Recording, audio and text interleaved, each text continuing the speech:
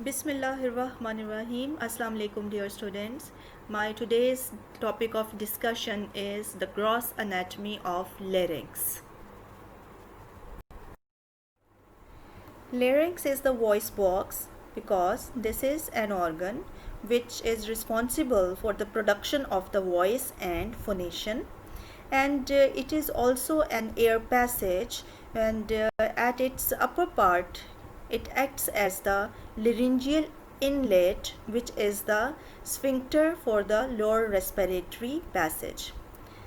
And if you see the extent of the larynx, you can see here that this is just below the hyoid bone, which is the area of the root of the tongue, and extending from the root of the tongue to the trachea in the interior midline of the neck. This is the larynx. So you can also see here that this is extending from the root of the tongue, and it is the area of the hyoid bone and down till the beginning of the trachea, where this is continues down into the trachea.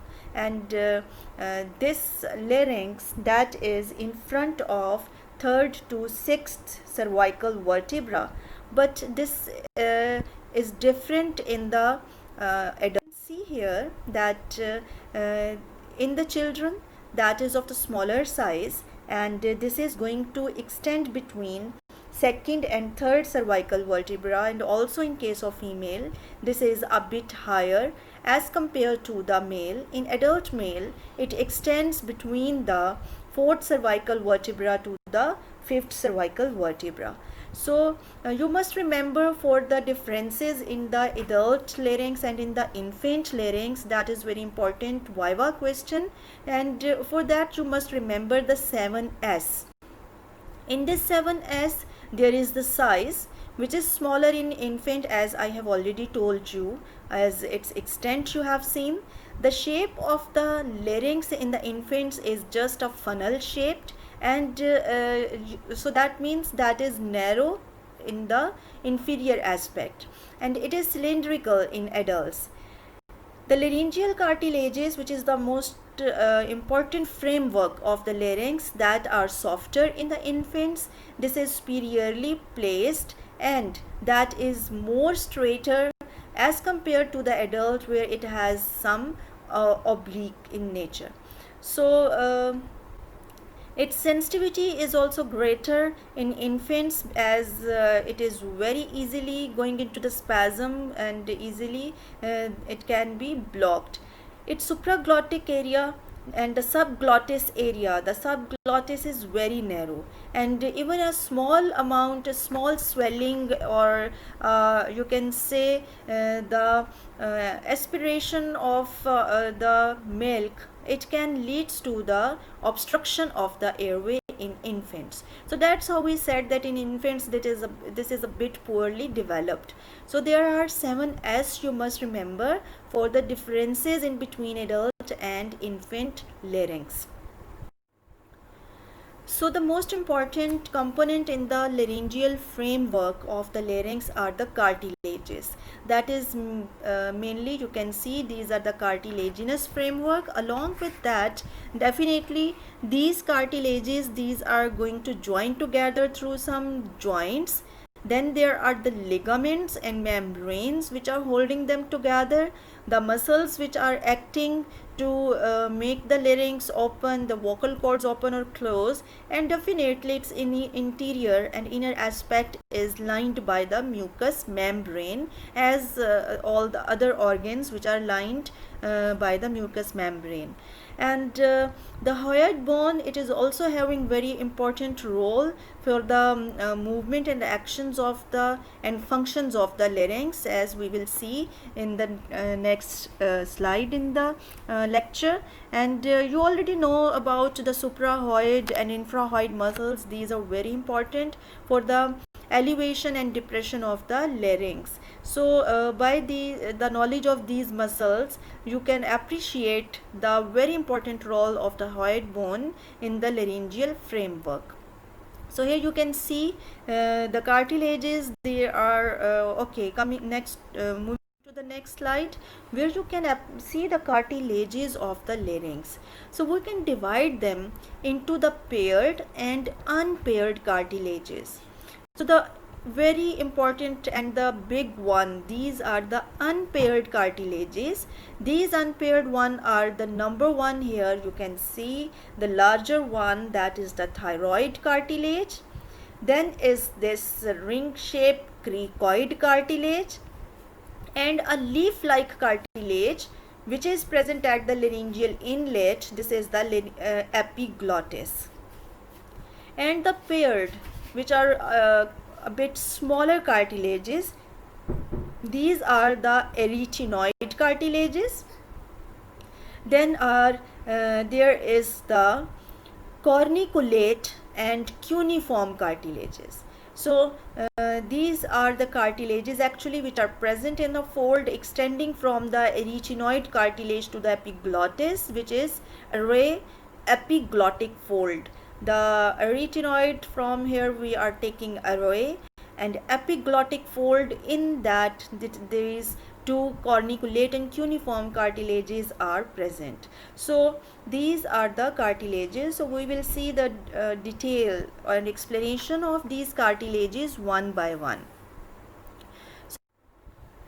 So the largest unpaired cartilage in the laryngeal framework is the thyroid cartilage. This thyroid cartilage is located anterior to the fourth and fifth cervical vertebrae, and this cartilage is V-shaped in cross section, consisting of two laminae. These laminae are the right and left laminae, which fuse ventrally and in the midline, making this median projection, that is the laryngeal prominence. So these protuberance and laryngeal prominence, which is because of the fusion of these two laminae in the midline anteriorly, that is known as Adam's apple. This is more prominent in the male, and the angle at which these two laminae they are going to unite together, which you can appreciate here in this picture, that these are making an angle. This angle between these two laminae anteriorly is of 90 degree in the male, and that is wider in female, that is of 120 degree in the female. Their upper part, they are going to have a notch which is known as the superior thyroid notch here, and posteriorly the laminae they are going to have the free edges. They are wide apart, and they are making the free margins which extends upward and in a downward direction. And at this area from where they are extending up as the horn, there is the superior tubercle, and they are making up as a superior horn of the thyroid cartilage. And inferiorly it also extends down, making the inferior horn of the thyroid cartilage, and its inferior tubercle that is also present at its junction with that laminae with this inferior horn. There is one line which is extending from the superior thyroid tubercle to inferior thyroid tubercle, that is a bit oblique in nature. So this is labeled as oblique line of the thyroid cartilage. So you can appreciate the structures here, the two laminae right and left fusing in the midline, making the laryngeal prominence, that is the Adam's apple, but at its upper part they are separated, having this superior notch, and then there is the angle which is 90 degree in male and 120 degree in the female, and extending down they are extending upward in direction towards the hyoid bone, that is the superior horn, and this superior horn, it is connected with the hyoid bone, that is actually the greater horn of the hyoid bone, through this ligament which is the lateral thyroid ligament, and it is extending down through as an inferior horn which is connected and articulating with the cricoid cartilage, and here it is making the cricothyroid joint. That cricothyroid joint is of the synovial variety, and that is performing here. So here again you can see that there is Now the two laminas which are going to fuse in the midline, making up this laryngeal prominence, and then posteriorly it is free and prolonged upward and downward direction, making the superior cornu or horn of the thyroid cartilage and the inferior cornu of or horn of the thyroid cartilage. And at the origin point of these horns there is the tubercles, the superior and inferior thyroid tubercle. In between these tubercles there is the oblique line of the thyroid cartilage. This oblique line provides the attachments of certain muscles which are sternothyroid, thyroid, and the very important you have studied in the pharynx, the thyropharyngeus part of the inferior constrictor muscle of the pharynx. It is attached along this oblique line. Then here you can see this is the very important muscle of the larynx, that is the cricothyroid muscle, and this cricothyroid is attached along the inferior tubercle of thyroid cartilage and its inferior horn. So this is giving origin to the cricothyroid muscle, which is a triangular muscle you can see. And the inner aspect internally towards the mucous membrane, here you can appreciate later there is attachment of the epiglottis. So there is the thyroepiglotticus muscle, thyroepiglottic fold or ligament. There is thyroarytenoid muscles and other folds which we will study later. All these are going to attach to its inner aspect of the thyroid cartilage. Now moving to the cricoid cartilage, which is a signet ring-like cartilage, and its signet shaped portion that is posteriorly, it is projecting posteriorly, and its narrow portion which is all known as the lamina of the cricoid cartilage that is lying anteriorly. So this lamina, or also you can say it is the arch of the cricoid cartilage, it is located anteriorly. The cricoid cartilage, very important, you have seen it in many landmarks during the anatomy. This cricoid cartilage is present at the C6 vertebral level. So the sixth vertebra is the same level as the cricoid cartilage is present, and this is present just below the thyroid cartilage. So here you can see in its upper portion of its cricoid cartilage, you can see there is one facet where the arytenoid cartilages, which are the paired one, these are going to form the joints, making cricoarytenoid joint. And here this is the one which is the facet for the articulation of inferior horn of thyroid cartilage. So making up here the cricothyroid joint. So cricoid cartilage is making two joints, cricoarytenoid having the facet for arytenoid in its upper portion, and here making the articulation with inferior horn of the thyroid cartilage, and this is giving the cricothyroid joint. So these joints, these are the synovial variety, and the cricoarytenoid joint, that is also very important, which is making up the rotatory movements around the vertical axis as well as the gliding movement. So all these joints are responsible for the rotatory movements. This cricothyroid is going to perform rotatory movements along the transverse axis, and cricoarytenoid is performing rotatory movement along the vertical axis, and also they are permitting the gliding movement as it is required in the larynx. So here you can also see a very good structure of a cricoid cartilage along with the arytenoid cartilage. Here this arytenoid cartilage is making up the articulation at the facet present on superior aspect of the cricoid cartilage. So there are two superior facets which are articulating with arytenoid cartilages, making the cricoarytenoid joint, and they are attached together by posterior cricoarytenoid ligaments. and the lateral facets for the articulation with inferior horn, as we have already discussed.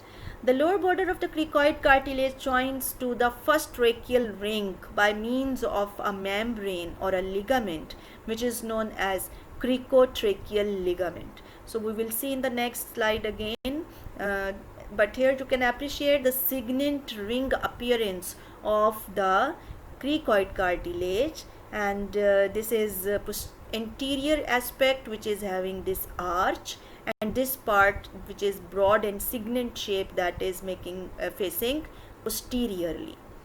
Here this is the arytenoid cartilage where it is going to have this apex, and then this one which is the muscular process, and that is facing laterally, and which is going to extend anterior medially. Here this is the vocal process, and above this you can appreciate the corniculate cartilages. So moving on to these cartilages in coming slides, as I have already shown you that arytenoid cartilages, these are the paired one, pyramidal in shape, having an apex upward, and then there is the processes, two processes, one vocal process that is anterior medially, and it is more towards the inner aspect,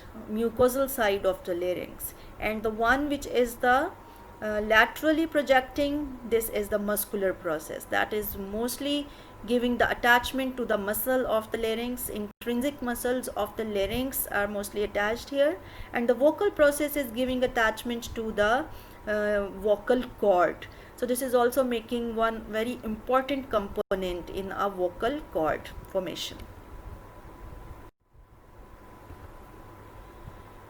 So if you see it now, that this arytenoid, as it is going to have certain surfaces, so on the posterior surface it is mostly going to have the attachment of transversely located and obliquely running these two ligaments, which are transverse and oblique arytenoid ligaments.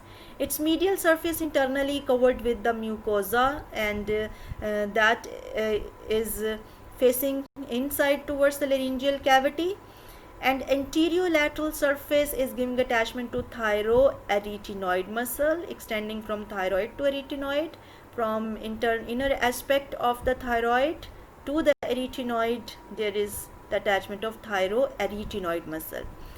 And also the vocalis muscle is going to attach, next very important ligament, vestibular ligament, it is attached up there. The apex is giving the support and attachment for the corniculate cartilages. So here you can see that in this fold extending from the arytenoid to the epiglottis, that is array epiglottic fold. I will show you in a big picture, and this is bearing these cartilages, the corniculate and the cuneiform. The very least important one is the cuneiform. And please keep in mind all the muscles I am discussing here along with the attachment of these cartilages. So in next lecture I will move on very quickly giving the overview of these muscles, as you have already discussed the attachment on the cartilages. So here again to show you that extending from arytenoid till this epiglottis here, that is the array epiglottic fold, where it is going to have very small fibroelastic nodule which is sitting on the arytenoid cartilages at its apex. So these are the corniculate cartilages, and the next rod shape, a small very thin rod like this cartilage in the array epiglottic fold, that is the corniculate cartilages. They might be absent, these are least important one. Again in this picture you can see, that is now the picture in which I can also describe you now the location of the larynx. You can see from oral cavity from interior aspect, that is the front side, where you can appreciate this is the tongue. This is the posterior aspect, or you can say this is the root of the tongue. So as already we have discussed, extending from the root of the tongue till the trachea down, this whole, that is the larynx, and it has mainly the framework of the cartilages and membranes. And here this one is the laryngeal inlet, which is formed by epiglottis, and here you appreciated this ligament extending from a retinoid to that epiglottis is that membranous fold, which is array epiglottic fold. That is very important, you must remember, and we have to encounter in many times in the larynx in coming discussion. Again here you can appreciate this portion, that these are showing you the ligaments which are extending from the posterior aspect of the root in the midline. This is median glossoepiglottic fold, and there is the lateral glossoepiglottic fold. In between these two folds is this space or cavity which you have seen, that is vallicula. So that is vallicula in between these glossoepiglottic folds. Then this area, which is now that is making up the wall of the pharynx by the constrictor muscle, and we have studied that this portion of the pharynx is the laryngopharynx. So if you put your hand in between these areas, which is between array epiglottic fold, and there is the thyroid cartilage and thyroid membrane actually as well, you will see, then this portion is piriform fossa. That portion in between the lateral walls of the laryngopharynx and this laryngeal ligaments, this is piriform fossa. So that is very important. Clinically we will discuss later. So I hope you understand here till all the cartilages, as well as which I have shown you all these ligaments, you must remember. So inside here, this is now the laryngeal cavity, and okay, moving on. Next one, that is the other epiglottis. That is very important, oblong leaf shape epiglottis, which is located behind the root of the tongue, as you have seen in the previous slide, and it is attached to the hyoid bone through the ligament, which is hyoepiglottic ligament. So it attaches to the posterior body of the hyoid bone via the hyoepiglottic ligament.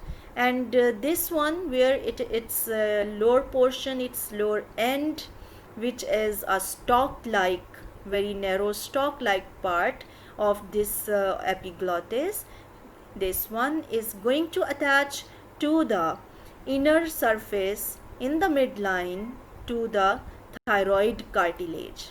So just below the thyroid, superior thyroid notch, it is attached in the midline to the inner aspect of thyroid cartilage through thyroepiglottic ligament. This is the thyroepiglottic ligament. So definitely here you appreciated that it lies dorsal to the thyroid cartilage and also the thyroid membrane, which is very important for the laryngeal entrance and acting as a sphincter here. So this is making up the boundary of the laryngeal inlet. So this is here, that is a leaf like epiglottis having upper expanded portion and the lower one, which is the stalk like. Then are the very important ligaments and the membranes of the larynx. These are the extrinsic membranes, which we have a bit discussed. These are the thyroid membrane between the thyroid and hyoid bone, and cricotracheal membrane, which is present between the cricoid and the trachea, first tracheal ring. So now I will show you with the pictures to make its concept clear. There is the intrinsic internal membranes in the larynx. One is the quadrangular membrane and the other one is the conus elasticus. The other ligaments and folds which we have bit studied, these are the epiglottic ligaments, in which you have discussed the median and lateral glossoepiglottic, and also you have seen there is a thyroepiglottic ligaments. Array epiglottic folds you have noticed as well, but the vestibular and these vocal ligaments need to have some more discussion and explanation, along with intrinsic membrane as quadrangular and conus elasticus. These two are responsible for the formation of these vestibular ligament, which is known as false vocal cord, and the vocal ligament, which is known as the true vocal cord. So moving on now to these explanations. So here I would like to explain the extrinsic membranes of the larynx, in which you have seen the first of all, this is the thyroid membrane, and this is now you are looking into the larynx from the front, from the anterior aspect. When you look the larynx, it just appears like that, and this membrane which is extending between the hyoid bone and thyroid cartilage, that is the thyroid membrane. This thyroid membrane in the midline is going to become thickened, and that is known as median thyroid ligament, and the lateral margins of the thyroid membranes, these are free, which you can appreciate from the posterior view. That is when you are looking into the larynx from posterior aspect. Here this is making again this thickened ligamentous band extending between the greater horn of the hyoid bone to the greater horn of the thyroid cartilage. This is lateral thyroid ligaments, in which sometimes this tritial cartilage also appeared.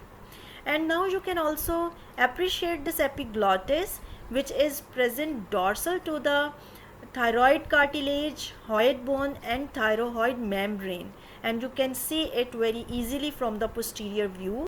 As compared to the anterior view, it is just peeping through that upper aspect of the hyoid bone here. It is just you can see here some of its part, so it is more easily you can see it from the posterior aspect, having this leaf like expanded portion and the stalk, and that upper portion is going to attach with the hyoid bone through this hyoepiglottic ligament, which you can see here.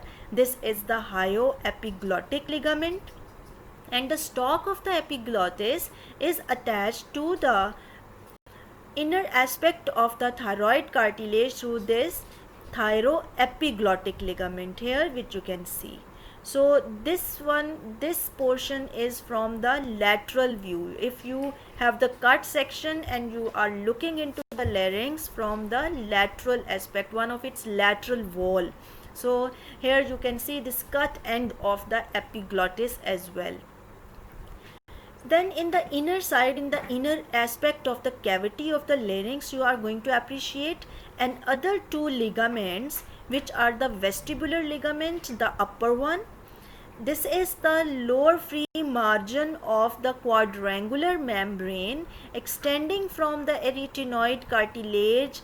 Just follow the this my presenter till reaching till the upper part of the epiglottis, making the array epiglottic fold as you have seen. So this is making whole this quadrangular sort of membrane, and this is only its lower free margin known as vestibular ligament. And when you view it from the above into the laryngeal cavity, first of all you can view and you can encounter the vestibular ligament, and then below, extending from the arch of the cricoid cartilage to the vocal process of this arytenoid cartilage, and then reaching till the thyroid cartilage, this one is the vocal ligament, which is the upper free margin of the conus elasticus membrane. Just keep in mind these terminologies in your brain, fit them into your brain. Then I would like to explain in the coming slide. And this is the vocal cords. So here this is the free margin of the conus elasticus, and then all that margin, anterior portion, which is still that cricoid cartilage, is known as cricovocal ligament or conus elasticus. So you have seen the extrinsic membranes, and these are the intrinsic ligaments or membrane. So in the next slide so now you can see these quadrangular membrane and the conus elasticus in this picture, and these are the intrinsic membrane present inside the laryngeal cavity. So you are going to view the larynx from above, and here you can see this is the epiglottis, the thyroid cartilage, and behind here this is the arytenoid cartilage, which is sitting over the cricoid cartilage, and that cricoid cartilage is anteriorly, that area is the arch of cricoid cartilage. So extending between the arch of the cricoid cartilage to that vocal process of cricoid cartilage, this whole membrane, that is the conus elasticus. This conus elasticus is going to have its upper free margin. That upper free margin, this is the vocal ligament, which is extending from the vocal process of the arytenoid cartilage to the thyroid cartilage.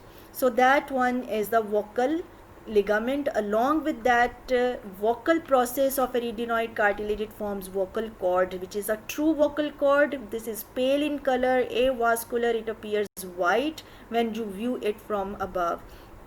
Then there is its anterior margin, whole this portion, rest of the conus elasticus, that is known as the cricothyroid ligament or cricovocal ligament. So you must remember that whole membrane, that lower one, is the conus elasticus. Now moving up, this one, that is now the quadrangular membrane, which is extending from the epiglottis here, and then this is reaching to the arytenoid cartilage posteriorly. So it is going to have its lower free margin, this one, which is known as the vestibular ligament. This vestibular ligament, which is the lower free margin of that quadrangular or quadrate shaped membrane, is known as the false vocal cord, and they are present above that true vocal cords. And these are pinkish in color, vascular, that's why they appear pink. And its upper free margin, now this is making this quadrate membrane, then extending from arytenoid, moving upward just like a flap of a membrane or a curtain. And then its upper free margin, this one, this is known as array epiglottic fold.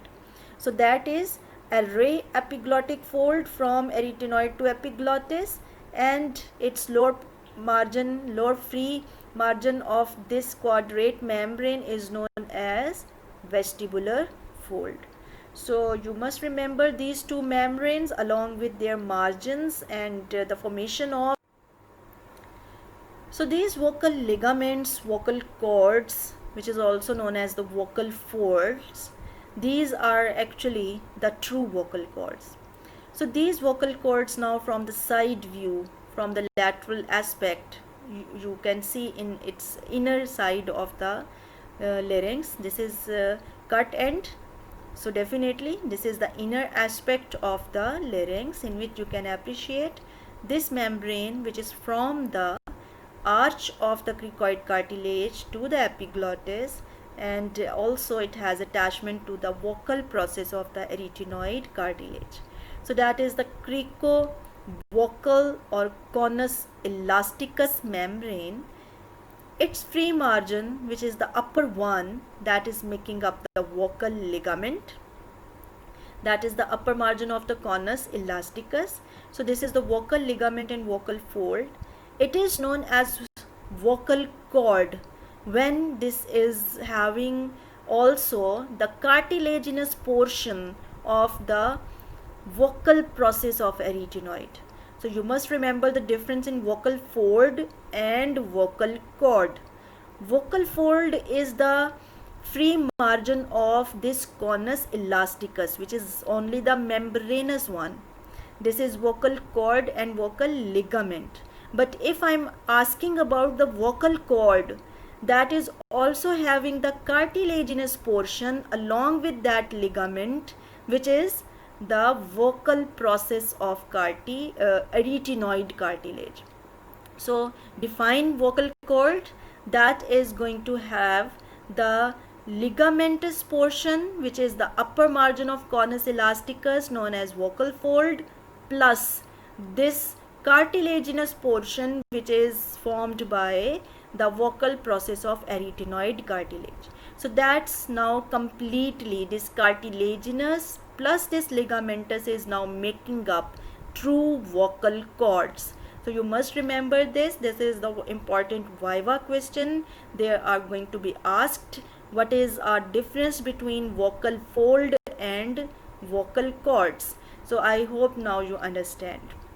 So this is whole. Now the other one, interior portion, the remaining portion of conus elasticus is known as cricothyroid ligament. So please focus on all these ligaments, they are important.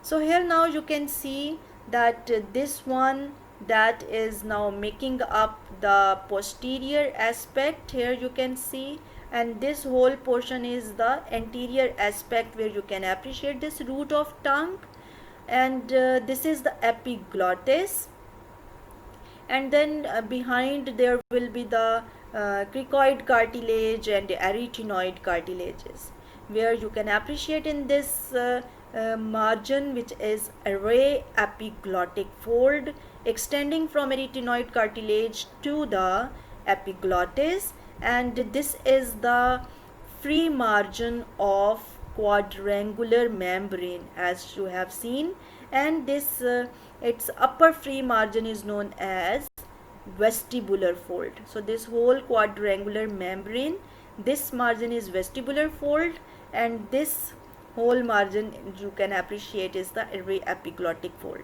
And here this is this array epiglottic fold is also bearing the corniculate cartilage in the form of these nodules and cuneiform cartilages. So this lowermost portion making up this vestibular fold here, and this one that is you can see from above into the laryngeal cavity. So this one is the upper vestibular fold, and the lower one, which is formed by the conus elasticus, that is extending from the cricoid cartilage to the vocal process of arytenoid cartilage, then to the epiglottis. This is making up here the vocal cords. So this cavity in between these two folds is known as glottis, that is either open or closed. So when you are going to perform whispering, at that time this glottis is a bit closed, and at the time when there is the swallowing along with the laryngeal inlet, so this is going to close again. So this is vestibular fold, and this is the vocal folds. So these vestibular folds are vascular, bit pinkish, and the white in color, avascular one, are the vocal cords, which you can appreciate just below to the vestibular folds, making up now the margins and boundaries of the laryngeal cavity in this area, that is known as glottis. So now this laryngeal cavity which is present above the vocal cords is the supraglottic area, and now down below this is known as infraglottic area, and this whole portion is making up the glottis of the larynx. So this is very interesting slide, and that is my favorite one, which is showing you all the important relations and structures associated with the larynx. So you can see extending from the root of the neck down along with its ligaments, which are the extrinsic ligaments we have already discussed, these glossoepiglottic ligaments, median and lateral one, and then this is now the larynx. So can you appreciate here that this one, that is the portion showing you the area of the arytenoid cartilage, along with here these are the corniculate and cuneiform cartilages. So moving anteriorly and forwards, this portion is the epiglottis. That whole membrane which is covering that epiglottis, the whole one, now you can appreciate it from above. This quadrangular quadrate membrane extending from arytenoid cartilage to the epiglottis, this one is the quadrangular membrane, and its lower margin here, this one, which is forming the vestibular fold. So very easily now you understand, this is the lower margin of that quadrangular membrane. This whole one is that membrane, and its upper margin, now this one moving up, that upper free margin is making what? This is making the array epiglottic fold. So the false vocal cord, that is this vestibular fold, as well as this array epiglottic folds, are the margins of quadrate membrane.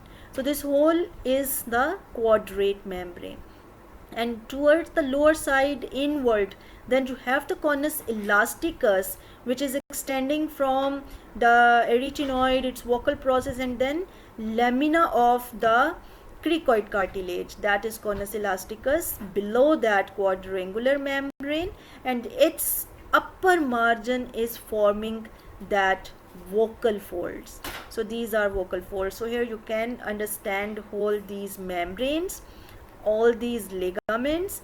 Also the very important area which I would like and I missed in the pharynx, that portion which is now between the array epiglottic fold. Please, if you put hand inside in between this array epiglottic fold, then definitely there is the thyroid cartilage along with thyroid membrane down into the pharynx. This whole posterior portions are the muscular portion of the pharynx, which are the constrictor muscles. So here you can see these are the wall of the pharynx. So between the wall of pharynx into that area, this space is known as the piriform space, which is the very important space present along the lateral wall of the laryngopharynx. So this whole portion is the area of laryngopharynx. The part of the pharynx behind the larynx is laryngopharynx, and that cavity and space is piriform fossa or piriform sinus, present along lateral wall of laryngopharynx. So this is very important clinically. In the end, I will explain all the clinical correlations. So you must now remember all these spaces here. This is the vallicula between these glossoepiglottic folds behind the tongue and the epiglottis, and between the array epiglotticus and thyroid cartilage, as well as the wall of the larynx, this one is piriform fossa. So here I end up with today's lecture. The rest of the larynx I will complete in next class. Thank you.